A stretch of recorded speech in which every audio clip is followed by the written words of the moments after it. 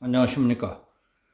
최근 우리 군이 개발해 성공적인 시험을 마친 현무4 미사일의 엄청난 위력에 대해서 말씀드리겠습니다.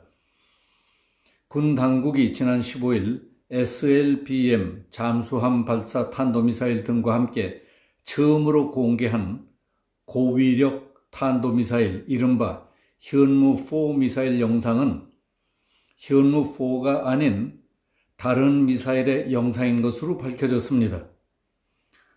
조선일보에 따르면 군은 보안 유지를 위해 현무4가 아닌 탄두 중량 2톤인 현무2 탄두 강화형 미사일 영상을 공개했다는 겁니다. 실제 현무4는 문 대통령도 세계 최고 수준의 탄두 중량을 가진 미사일이라고 했을 정도로 무게 4톤 내지 5톤 이상의 탄두를 단 괴물 미사일입니다. 정부 소식통은 지난 15일 공개된 고위력 미사일 영상은 현무4가 아니라 2톤짜리 탄두를 단 현무2 개량형 미사일로 한다고 말했습니다. 지난 15일 문 대통령과 군 수뇌부 등이 참관한 가운데 충남 안흥 시험장에서 실제 현무4 미사일을 발사해서 해상의 가상 목표물에 명중시키는 데 성공했지만은 언론에는 전에 비공개로 했던 현무2 개량형 미사일의 발사와 표적 명중 영상을 공개했다는 겁니다. 군 당국이 현무4의 가짜 영상을 공개했던 것은 현무4 미사일 형상이 북한은 물론 주변국에도 알려져서는 안 될 극비이기 때문인 것으로 알려졌습니다. 지난 15일 공개된 영상에서 고위력 미사일은 골프에서 홀인원 하듯 표적 한가운데 정확히 탄착한 뒤 지하 깊숙이 파고 들어가 폭발함으로써 강력한 지하 관통 파괴 능력을 보여줬습니다. 미사일을 개발한 국방과학연구소는 현무4라는 표현은 쓰지 않고 탄두 중량을 획기적으로 늘린 고위력 탄도미사일 개발에도 성공했다며 이번에 개발된 미사일은 콘크리트 건물과 지하 갱도 타격도 가능한 것으로 주요 표적을 정확하고 강력히 타격해서 무력화할 수 있다고 밝혔습니다. 실제로 현무4 미사일은 지난 15일 공개된 미사일보다 훨씬 큰 탄두와 엄청난 위력이 있는 것으로 전해졌습니다. 실제 현무4는 사거리 300km일 경우 4톤 내지 5톤 이상의 탄두를 달 수 있다고 소식통은 전했습니다.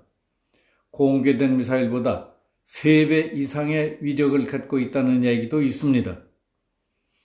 현무4는 엄청나게 무거운 탄두를 단 만큼 형태도 탄두가 큰 가분수형이라고 합니다. 보통 가분수형은 구조적으로 정상적인 비행이 어려워서 정확도가 크게 떨어질 수 있습니다.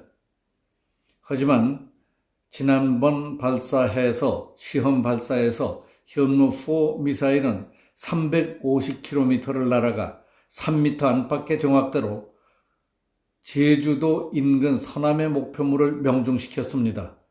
당시에 태풍이 우리나라에 접근해 강풍이 불고 있었지만은 예상보다 높은 정확도를 보인 데 대해 참석자들이 모두 놀랐다고 합니다.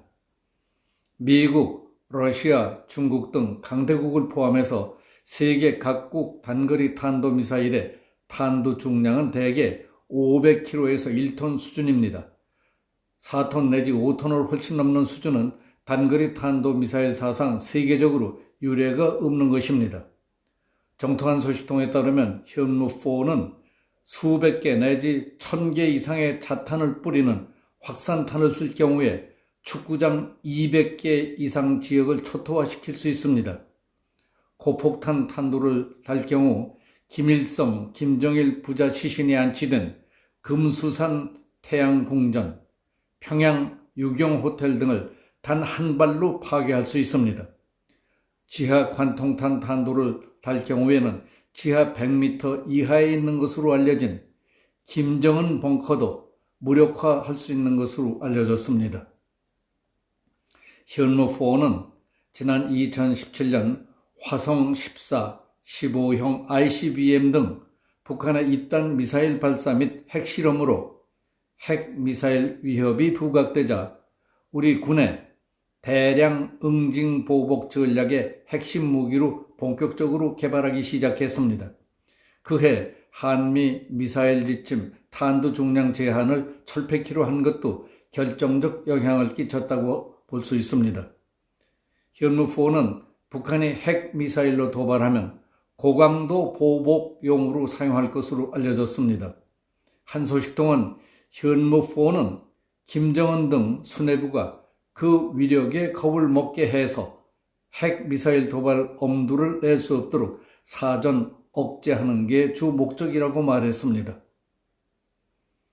군 당국은 날로 커지고 있는 북한 미사일 위협에 대응해서 국산 요격 미사일 천궁2 포대 7개를 20여 개로 3배 이상 늘리기로 결정한 것으로 알려졌습니다. 천궁2는 국산 대공 미사일 천궁을 미사일 요격용으로 개량한 것으로 지난해부터 실전 배치가 시작됐습니다. 북한의 핵미사일 고도화와 끊임없는 대남 도발 태도에 대해서 우리 국민 대다수는 문재인 정부가 비굴할 정도로 북한의 비위를 맞추며 끌려가고 있다며 분노를 참지 못할 지경에까지 이르렀습니다. 그럼에도 불구하고 우리 군 일부에서는 묵묵히 고성능 무기를 개발 배치하며 방위태세를 굳건히 다지고 있다는 소식이 얼마나 든든하고 위안이 되는 일입니까?